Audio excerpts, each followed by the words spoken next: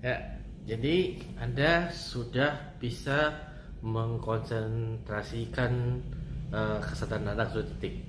Kemudian bagaimana caranya Anda keluar dan bagaimana melakukan perjalanan? Nah, karena kita akan melepaskan kesadaran kita, tentu tidak aman kalau kita melakukannya dalam kondisi sedang berdiri ya, sedang duduk aja juga bisa ambruk. Makanya untuk itu persiapannya sebelum mengeluarkan proyeksi kesadaran keluar gitu ya, itu posisinya antara kita duduk dekat meja dan menopang kepala seperti begini ya, atau kita baring di tempat tidur ya, baring biasa terentang begitu. Nah, kalau kita duduk dengan menopangkan kepala di meja, tentu kesadaran kita itu kita keluarkan dengan cara mengarahkannya ke belakang, jadi ke arah kayak ke atas gitu kan, karena seperti begini ya. Nah, jadi ngarah keluar sini. Kadang kalau kita posisinya berbaring telentang, tentunya keluarnya dengan mengarah turun ke bawah. Nah, jadi itu hanya kayak kita tahu arahnya ke sana gitu ya. Nah, kemudian kita setelah terkonsentrasi itu kita mengerahkan seluruh keinginan kita untuk keluar gitu. Jadi cuman jangan membayangkan ini seperti orang yang keluar dari baju besi gitu ya, nggak seperti begitu. Jadi ini keluar ini seperti orang yang keluar dari rumah gitu ya. Nah, jadi tidak kayak gitu, enggak, los aja, keluar dari pintu rumah. Nah, nanti suatu saat balik lagi gitu kan. Nah, jadi seperti begitu. Itu kita ketahuannya berhasil keluar atau enggak ya, khasnya itu kalau kita selama kesadaran kita masih di dalam badan, itu kita akan terasa seperti ada kayak penahan, cuman bukan pengikat tuh, benar-benar menahan. Jadi seperti kalau orang duduk di samping-sampingnya tuh ada bantal-bantal kayak gitulah. Jadi feel-nya bagi kesadaran kita itu ya, itu terdeteksi, rasanya tuh terdeteksi ketahan gitu.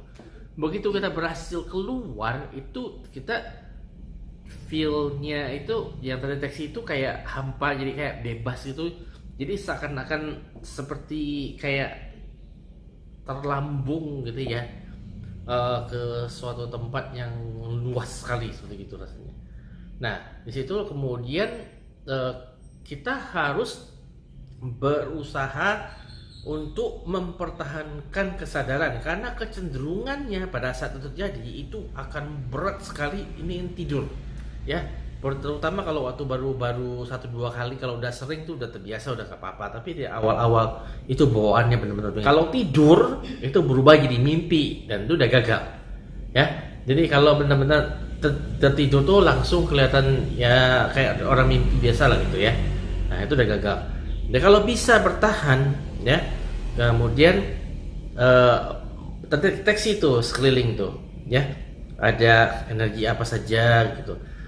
Nah, perbedaannya itu jadi kita kayak bukan duduk, kita jadi kayak melayang di satu titik. Kemudian tuh seakan-akan visi, jadi kemampuan kita untuk mendeteksi itu 360 derajat. Tahu kan kalau kita lagi duduk normal kondisi basic ini, kita cuma bisa ngeliat ke depan sama samping-samping dikit, dia 120 derajat lah. Kalau udah pakai lirik sana sini juga plank itu kan 180 derajat, tapi kan mesti ganti-gantian ya, nggak sekaligus. Nah, ini bisa feel-nya tuh 360 derajat kali 360 derajat. Jadi betul-betul sekeliling ini itu terdeteksi semuanya. Nah, di situ. Oke, dari situ kemudian kalau kita mau mengarah kemana, itu nggak usah dibayangkan lokasinya, nggak. Niat aja mau kemana langsung bergerak gitu. Niat aja mau kemana langsung bergerak gitu. Dan biasanya butuh waktu yang sangat singkat untuk mencapainya. Jadi kita nggak pakai semenit, 2 menit, 3 menit, nggak langsung sampai gitu ya. Nah, cuman nanti kalau kita lakukan perjalanan itu sesudah kita pindah lokasi. Nah, memang mungkin ada gangguan-gangguan yang muncul ya, tapi bukan dalam arti kata diambil dibawa lari, nggak seperti begitu ya. Gangguan standar yang muncul itu adalah ketika kalau kita bertabrakan dengan makhluk energi lain gitu ya, entah sesama manusia sedang melakukan proyeksi astral juga, atau memang makhluk yang sudah tidak punya badan fisik itu. Nah, itu akan mengganggu kondisi energi kita, sehingga sewaktu nanti kita balik itu agak nggak nyaman rasanya gitu ya, atau bisa juga terkaget kemudian langsung buyar proyeksi kita, langsung sadar di badan lagi, itu juga bisa. Nah, cuman yang berbahaya itu adalah gini, ketika kita melakukan perjalanan astral begitu, kemudian kita ketemu dengan makhluk energi yang bisa membuat simulasi lokasi di sekeliling. Jadi dia bisa bikin seakan-akan lagi berada di gedung besar, di istana, rumput, di mana aja. Jadi dia simulasiin, dan karena ini adalah simulasi energi, jadi kita tuh deteksi itu ya, kita merasa seakan-akan berada di sana. Nah, perbedaannya cuman semua benda yang ada dalam simulasi itu pasti kayak berada kilaunya, ada kayak cahayanya gitu. Jadi enggak seperti normalnya kalau kita bilang kita kayu atau apa itu kan butak gitu ya, nggak ada cahaya gitu ya. Jadi kayak semuanya tuh seakan-akan ada lapisan lampu-lampu kecilnya gitu. Nah, di situ.